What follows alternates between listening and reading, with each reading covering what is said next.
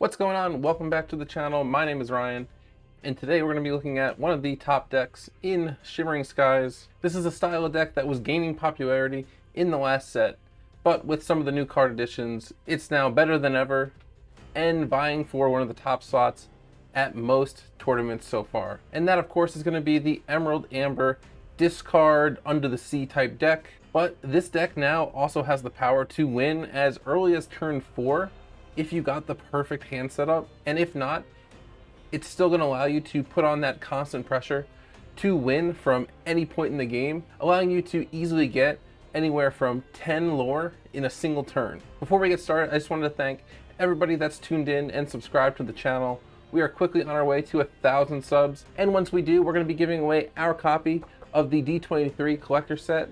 All you gotta do is go find that video and leave a comment letting me know which one of these characters is your favorite from the set. And then as soon as we hit that 1,000 mark, we'll be running a special giveaway stream, so be sure not to miss it. All right, and now on to the deck list. Stay tuned towards the end of the video. I will run this through just a game or two on Inktable so you can see how it plays and how deadly it can be. So starting off, one of the newest cards that is super popular in Shimmering Skies is gonna be the new Daisy Duck. This card is just a monster at dealing with any deck that relies on items, locations, or actions, being able to get them out of your opponent's hand, because instead of drawing them on their next turn, they actually will have to put it to the bottom of the deck, because her ability is whenever she quests, each opponent reveals the top card of their deck.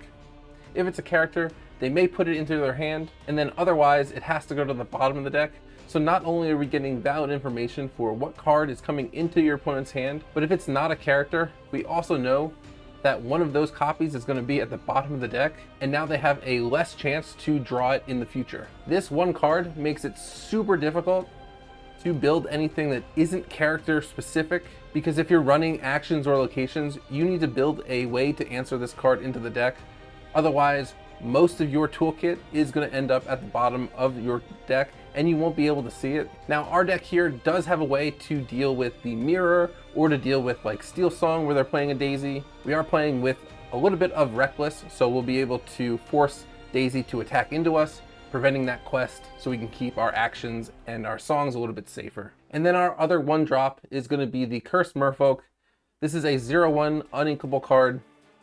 Whenever it is challenged, your opponent has to choose and discard a card from their hand, but more importantly, it quests for 2, meaning we're going to get that early game pressure. And when you combo this with the Reckless ability we'll talk about in a bit, you're going to force your opponent to have to discard a card, which limits the amount of answers they're going to have once we turn on the jets and really go for the big lore. Next up in the 2-cost slot, we are including the new Coda Talkative Cub. Now, this is a 2 strength, 1 willpower card with the ability during your opponent's turns, you cannot lose lore. Quest for 2, and the main reason we are using this is because the main counter to aggro outside of removal is going to be lore drain. I've done a couple styles of these decks now on the channel, and this card in particular shuts that down completely, making it so that your lore is safe and protected. And then if we need it, we can also quest with this card, allowing us to get an extra 2 in those cases. But if we're not playing against one of those lore draining Ruby decks, we want to focus on getting Flynn Rider down as well as our merfolks, because Flynn also quests for 2 and he has the same ability. So if our opponents challenge into him, he's going to be discarding a card from our opponent's hand, meaning they have less tools to actually answer our actual win condition. And then next up, one of the pieces for our win condition is going to be the Alma Madrigal from the last set. She's a 3-cost uninkable, and when you play her, you can actually look through your deck for any magical character. We're going to be using Maribel, but basically we can put her to the top of our deck and then guarantee that we draw it next. She also quests for 2, meaning she's a great addition to an aggro deck and also sets up that winning gameplay for us. Because we need a way to draw cards, especially off of the discarding that our opponent's going to be doing with our Merfolk and with our Flynn, we're going to run 4 copies of Prince John. He has ward, so he can't be targeted unless we quest. He also quests for 2, playing into that aggro style, and whenever our opponent discards a card, we can draw a card. So if we can get a Merfolk down on 1, a Flynn down on turn 2, and then quest and give our opponents Reckless, they're going to be forced to attack into those characters, and we're going to get to draw cards based off of the cards they discard. All right, and then the next piece to our game winning formula is going to be a card from back in set 2. It is the Queen Disguised Peddler. She is a 3-cost uninkable. We'll run 4 copies of this, and she has the main ability, exert and choose and discard a character card. Gain lore equal to the discarded character's lore. Meaning that we're going to be able to use our late game cards that have 4 lore or even 5 lore in our hand without even having to play them, and we're going to get the lore total because we have this Queen. And then the perfect card to combo with the Queen is going to be Sven. He is a new card from set 5, and when you play them, you can ready a chosen character on your side of the field. They can't quest or challenge, but they can still use their abilities, meaning we're going to be able to use that Queen's ability twice in one turn, potentially gaining up to 10 lore if we can get 2 5 lore characters in our hand to discard. He also quests for 2, which, as we've seen with the rest of our cards, very good for aggro style decks. And following up on that, because we do need a way to clear out the board in case of emergency, we're going to be running 4 copies of the 5-drop Kita, Protector of Villainous. When you play her, every character on the board gets -3 strength, meaning that most cards are now going to have less than the 2 strength threshold we need to put them to the bottom of the deck with Under the Sea.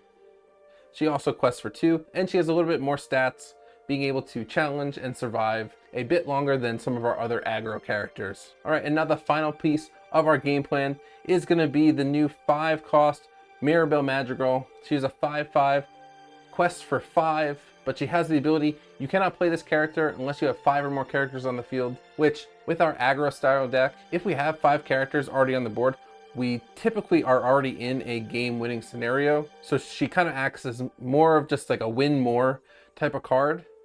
But if we have a Queen on the field, we can actually get the lore from Mirabelle a lot sooner, meaning we don't have to rely on having all those characters on the field. We just need to have the Queen, and we still get the lore bonus from this Mirabelle. And then another card that has a lot of lore is going to be the 6-drop Robin Hood Daydreamer. I love the artwork on this card. I have one of the deck boxes with this one on it, and we're doing 4 copies of this Robin Hood because he is inkable, so he's valued to have in your hand at all times, because if we have a Queen, we can get his lore. If not, we can use him as ink to set up other plays, and then this will be just very nice as an alternate to Mirabelle to get a lot of lore really quickly with that Queen card. And then, as I mentioned earlier, moving on to the actions and songs, we're running the action Night Howler Rage, which allows us to draw a card and give a character Reckless on their next turn, which means if we give this to like a Daisy Duck, it can't quest again, and it has to attack into us, which if we've only exerted our characters that make them discard characters, they'll have to discard something from their hand, or we can set up a scenario where it has to attack into one of our bigger characters and it gets rid of itself. Now you can sing as a way to get around Reckless, but because Daisy is only that 1 cost, there are not a lot of songs that people run that are just 1 cost. So in most cases, it will have to challenge into us unless they play something with rush and challenges instead, which isn't the worst thing in the world, especially when we're running those characters that when they get challenged, they force you to discard something. And then another form of removal that we'll be running here is going to be the We Don't Talk About Bruno song. This allows us to take a character that our opponent has in play, put it back to their hand, and then they randomly discard a card from their hand.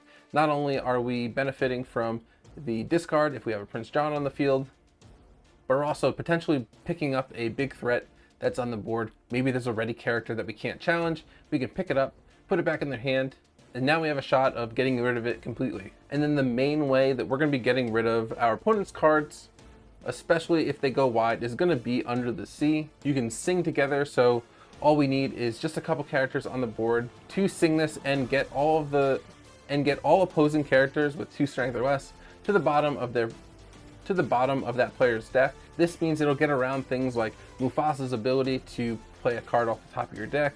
It'll get around the blue earning 2 lore. Amethyst players will still benefit from their goats or their rabbits leaving the field, but now they'll be on the bottom of the deck, meaning that we probably won't see them until much later in the game. And then next up, I've talked about this card a lot. It's one of the most broken cards they've come out with in the set. It's going to be the Emerald Chromicon, and during your opponent's turn, if they banish one of your characters, either in a challenge or just banish it, we now get to choose one character to put back to their hand, meaning that if they're being forced to challenge into us, we can then say, okay, then your other ready character go back to your hand, and now they need to use their ink again to get those cards into play. This card easily allows us to turn a 1-for-1 into a 1-for-2, and to delay aggro decks from being able to pick up the lore that they want to pick up. What I really like to do with this card is to exert a character with not a lot of willpower and give our opponent reckless so that they have to challenge into it, meaning now they not only have to give up questing with that character, but we also get some board presence. Maybe they just played something. Well, we can put it back to their hand. A smart player is going to play around this, but you can definitely catch people off guard with this card. And then the final card in the deck is going to be the new Prince John's Mirror. This just goes hand in hand so well with discard decks, with Prince John in the deck. At the end of your opponent's turn, if they have more than 3 cards in their hand, they have to discard cards until they have 3 cards. This counters things like if your opponent plays a whole new world and ends the turn with 7 or 6 cards, you're going to get all that extra card draw because they have to go down to 3 cards. It's also really good against just Amethyst in general because they like to draw a lot of cards, and if they can't play them all and get down to that 3-card threshold, we're going to benefit from it as well. All right, and now here's what the deck looks like in its entirety. We've got a pretty even spread with a lot of 4-of copies of cards, meaning it's going to be rather consistent. And because everything quests for at least 2, we're going to be able to put the pressure on some of those ramp decks very fast. And with the Reckless ability, we're going to be able to put a freeze on some of those aggro decks, allowing us to really have the benefit in most cases. And with the Queen, we'll be able to quickly get that lore, especially comboed with the Alma Madrigal, being able to guarantee we're going to get Mirabelle on our next turn. I've had a lot of success just simming with this deck, and I'm excited to share it with you guys. Let me know what you guys think in the comments. I know Emerald and Amber are very popular right now.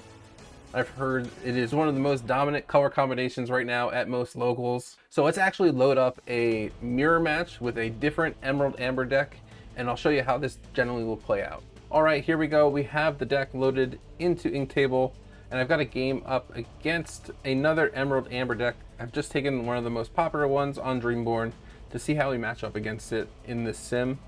For the mulligan, I think I want to get rid of the Queen, and then we can get rid of probably the Robin Hood and the Kita,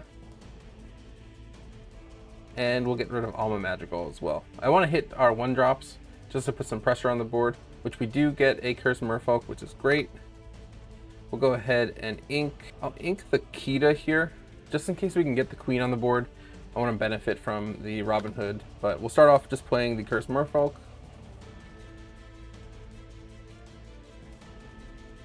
All right, they actually don't have a turn 1 play, which is awesome. Looks like we've lucked out there. So I'm gonna go ahead and ink a Nighthour Rage now, get that Flint on the board, and start our questing with the Cursed Merfolk. Next turn, we're gonna be looking to get the Queen out, although they're gonna have to start attacking into us. So actually, I think what I wanna do is we'll ink the Sven, play the Prince John, and now we can benefit from, if they attack into us, we're gonna get a little bit more card draw. Most likely they will take out the Cursed Merfolk with the Flynn. They hit a Bare Necessities. Let's see if they just sing that. If they don't, they just end up questing, which is fine because we have 6 on the board right now. And we actually hit a Maribel as well. So now what we're going to do is just play the Queen. And then I'm going to just keep questing with Merfolk and Flynn. I might also just quest with Prince John. And now let's see, next turn, if they don't get that Queen off the board, we're going to be super close to getting game in our hand. We're going to get rid of the Emerald Chromacron just so we have Robin Hood and Maribel ready to go. They get rid of Prince John. They play an Ursula, but we don't have any songs. They discard something from their hand to get rid of the Merfolk.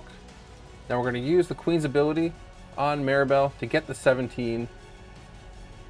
We will quest with the Flynn, and then we'll play another Flynn, putting game on the board.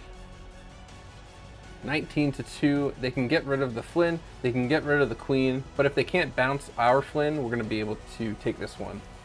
They play a Prince John, and just for style points, we will, with the Queen, get rid of Robin Hood, and we will easily take that game. Now that one might be a little bit of an outlier just because they didn't have a turn 1 play, so we always had the pressure on the board. So let's load another game. We'll give them the start and see if we can still pull out an easy win. All right, so now game 2, they're going to be starting. Our strategy here, since we know now they're playing Emerald Amber, we don't want to give them a lot of characters, so I don't know if Daisy's going to be the ideal card here. But at the same time, we don't want our cards to be removed before we're able to use them. So if we can hit some of those removal cards with Daisy, that might actually be pretty good. So let's get rid of the Chromacron, we'll get rid of a Sven, and then unfortunately they do have Ursula, so I am not able to keep Under the Sea in my hand. And we just have to hope that if they play a Daisy Duck, that it doesn't get hit by the Daisy's ability. And then we have Merfolk, we have Queen, we have Sven in our hand. Unfortunately, it looks like we do draw into another Under the Sea, which is a bit of a bummer, but that's okay. Now they're not playing the Lore Drain from Ruby, so we can actually ink the Coda. We're not going to need him in this matchup. And once again, they don't have a turn 1 play, allowing us to get a Merfolk on the field. And we're actually in a pretty good spot to change the tempo, but they play an Ursula, get rid of our Under the Sea. Exactly what we were fearing. I think turn 2 now, all we got to do is just ink the Sven. And then because I want to put as much pressure as possible in the lore total, I think I have to actually go, let's go with Flynn. Let's try and get rid of as many cards as we can. I could have played the Daisy there, but I think just getting rid of their cards while they still have 5 in their hand is going to be a better play. They play an Ursula to grab a Bare Necessities. And then they challenge into the Merfolk, taking it out with Ursula, which is completely fine. We will ink a Sven to be able to play a Queen. We'll quest with the Flynn, and then we'll just pass here. So next turn, we're going to be able to get the lore benefit from that Robin Hood, and then we'll also get the Daisy Duck on the field to really put the pressure on our opponents. They get rid of our Flynn with the Ariel, and now Prince Naveen comes out, but they don't have a song to play. And even better, we hit a Maribel to use with the Queen's ability. So we're gonna go all the way up to 9 lore on that turn. And we can actually just play another Queen. So if they take out the first one, we still have the ability to benefit and get another 4 with that Robin Hood. They play a Prince John, so if we have anything getting discarded from our hands, they're gonna get some draw. Now they look like they're just gonna be questing to try and catch back up in the lore, which is completely fine. And we get another Robin Hood. So now with both of our Queens, we could actually just go ahead and discard them. They're gonna draw from the Prince John, but we can play that Daisy. And now we are in a real game-winning scenario. They have to take out both the Queens, because if we draw into any character here on this turn, we're gonna be able to use the ability and get it end quest.